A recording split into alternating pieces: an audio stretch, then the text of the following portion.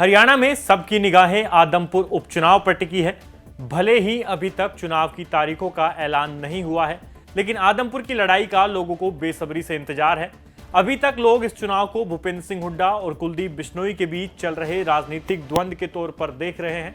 लेकिन अगर मैं आपको कहूं कि यह चुनाव सीएम मनोहर लाल खट्टर के लिए भी एक बहुत बड़ा चैलेंज है, तो क्या आप यकीन करेंगे? नमस्ते, मेरा नाम है राहुल यादव और आप देखना शुरू कर चुके हैं हरियाणा तक।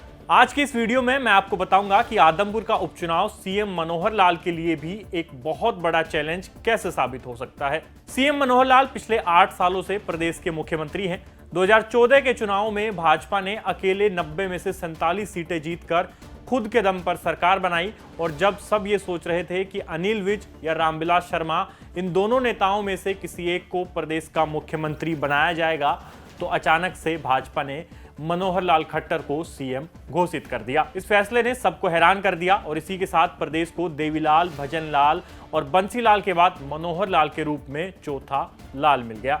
सीएम मनोहर लाल का पहला कार्यकाल कई चुनौतियों से गुजरा, जिसमें जाट आरक्षण आंदोलन एक बड़ी चुनौती रहा, मगर वो इससे निपटने में कामयाब रहे। दूसरे कार्यकाल में भाजपा अपने दम पर बहुमत हासिल नहीं कर सकी और उसे जजपा के साथ मिलकर सरकार बनानी पड़ी। 2014 में अकेले 47 सीटें जीतने वाली भाजपा 2019 में 6 पायदान लुढ़ककर 40 सीटों पर आ गई, जबकि नारा 75 पार का दिया गया था। मनोहर लाल के दूसरे कार्यकाल में किसान आंदोलन सबसे बड़ी चुनौती रहा और इसमें न सिर्फ प्रदेश सरकार बल्कि केंद्र सरकार को भी किसानों के आगे घुटने टेकने पड़े। इन सब चुनौतियों के बीच मनोहर लाल के दूसरे कार्यकाल में 2 उपचुनाव भी हुए और इन दोनों में भाजपा को हार का सामना करना पड़ा। एक और जहां बड़ौदा के उपचुनाव में कांग्रेस के इंदुराज नरवाल ने भाजपा के भारी भरकम कैंडिडेट और ओलंपिक स्टार योगेश्वर दत्त को हराया, तो दूसरी ओर ऐलनाबाद के उपचुनाव में इनेलो प्रधान महासचिव चौधरी अभय सिंह चौटाला ने भाजपा जजपा के संयुक्त प्रत्याशी गोविंद कांडा को चुनाव हराया। बड़ौदा में इंदुराज नरवाल ने 10,000 वोटों के अंतर से योगेश्वर दत्त को पटकनी दी, तो वहीं दूसरी ओर ऐलनाबाद में अभय सिंह चौटाला ने गोविंद कांडा को 6,708 वोटों के अंतर से चुनाव हराया। ध्यान रहे कि इन दोनों चुनावों में भाजपा अकेले नहीं थी, बल्कि जजपा का उसको पूर्ण समर्थन था। बावजूद इसके सीएम मनोहर लाल के कार्यकाल में हुए दोनों उपचुनावों में पार्टी को हार का मुंह देखना पड़ा। ऐसे में राम रहीम, संत रामपाल, जाट आरक्षण और किसान आंदोलन जैसी बड़ी चुनौतियों से अपनी कुर्सी बचा लेने वाले सीएम खट्टर के लिए चुनावी लिहाज से उनका कार्यकाल भाजपा के लिए अच्छा साबित नहीं हुआ। 2014 के मुकाबले 19 में पार्टी की सीटें घट गई, गठबंधन की सरकार बनानी पड़ी और उसके बाद हुए दोनों उपचुनावों में भी पार्टी को हार का सामना करना पड़ा।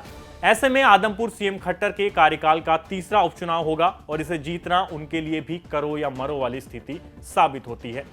राजनीतिक जानकारों की माने तो कुलदीप बिश्नोई के भाजपा में आने के पीछे सिर्फ बिश्नोई का फायदा नहीं है, बल्कि सीएम खट्टर के राजनीतिक करियर के लिहाज से भी यह घटनाक्रम काफी महत्वपूर्ण है, क्योंकि उनके लिए अपने कार्यकाल का तीसरा उपचुनाव जीतना बेहद जरूरी हो जाता है।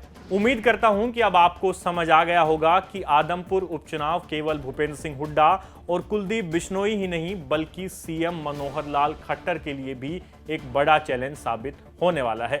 आपको यह वीडियो कैसा लगा हमें कमेंट बॉक्स में लिखकर जरूर बताइए। साथ ही हरियाणा तक को सब्सक्राइब कीजिए और प्रदेश की तमाम खबरों के लिए आप देखते रहिए हरियाणा तक। शुक्रिया।